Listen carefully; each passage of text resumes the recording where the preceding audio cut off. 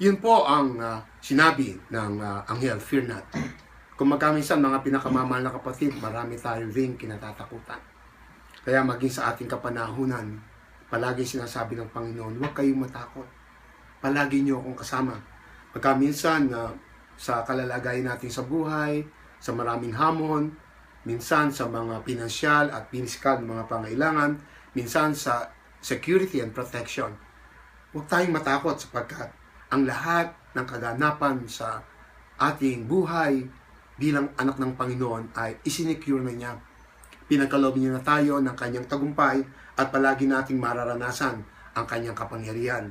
Kaya maging ang kaganapan sa ating kapaligiran, ang maraming mga karamdaman, maging ang mga kaguluhan, maging ang mga pagbabago ng panahon, maging ang pagbabago ng mga kalalagayan sa buhay ng tao, maging sa ating mga sambahayan, maging sa ating buhay na meron tayong agam-agam.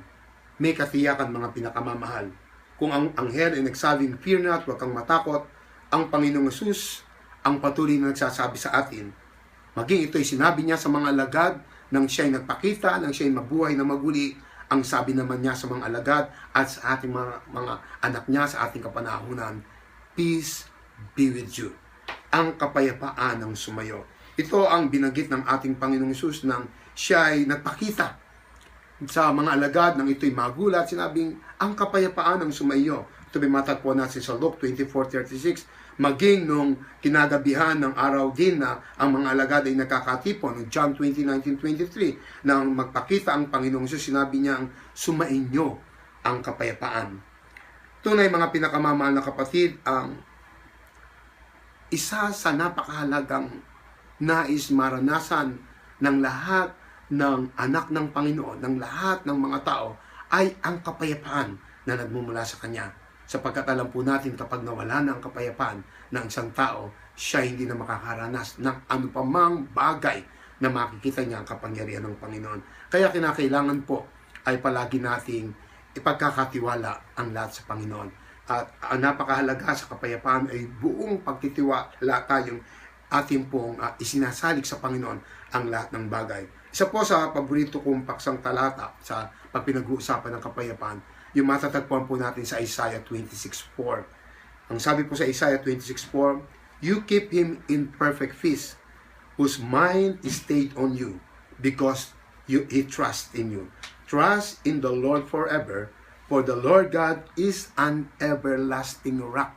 Kaya napakaganda po. Maging ng lumitaw ang anghel sa mga alagad, kanya sinabi, glory to God in the highest, peace and on earth, peace among those who is pleased. Kaya ang unang pinahayag ng mga anghel ay luwalhati sa Diyos, sa kataas-taasan at kapayapaan sa mga taong kinalulugdan niya. Mga pinakamamahal ng mga kapatid, we have already have that peace that passeth all understanding that comes from the Lord. Ano man po ang inyong mga agam-agam sa mga panahong ito, alam ko po mahirap na tayo ay wala sa ating sambahayan sa Kapaskuhan, pero maganda ngayon po, pwede natin silang makakausap anytime, 24/7. Ngunit sa lahat ng bagay mga pinakamamahal, atin na naakamtan ang tagumpay ng kapayapaan na nagmumula sa Panginoon. We already claim the victory of the peace that comes from our Lord our God.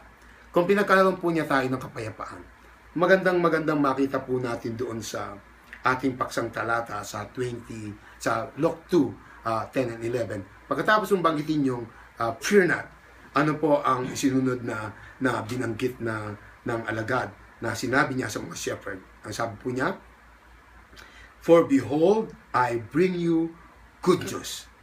For behold, I bring you good news.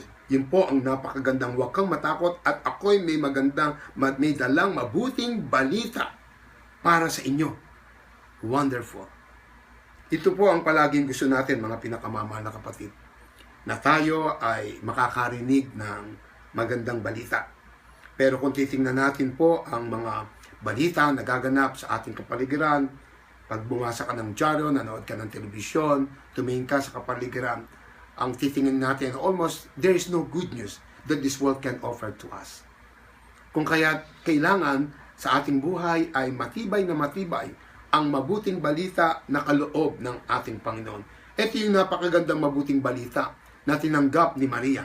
Ang sabi po ng Anghel kay Maria sa Luke 1:31 and 33, "And behold, you will conceive in your womb and bear a son, and you shall call his name Jesus. He will be great and will be called the Son of the Most High. And the Lord God will give to him the throne of his father David, and he will reign over the house of Jacob forever, and of his kingdom there will be no end." And that's wonderful good news. Darating na ang ating Panginoong Hesus mula sa lipi at lahi ni Abraham, mula sa trono ni David, ang hari ng mga hari, ang Diyos ng buong sanlibutan, ang Panginoon ng lahat ng Panginoon, at ang kanya pong gagawin lamang upang ipabatid sa atin ang kanyang napakadakilang pagmamahal. The Lord our God loves us so much that He gave His Son Jesus Christ. Jesus was born, and that's wonderful good news, born to die on the cross to save our sin. Ito ang kailangan ng lahat ng mga tao, ang mabuting balita.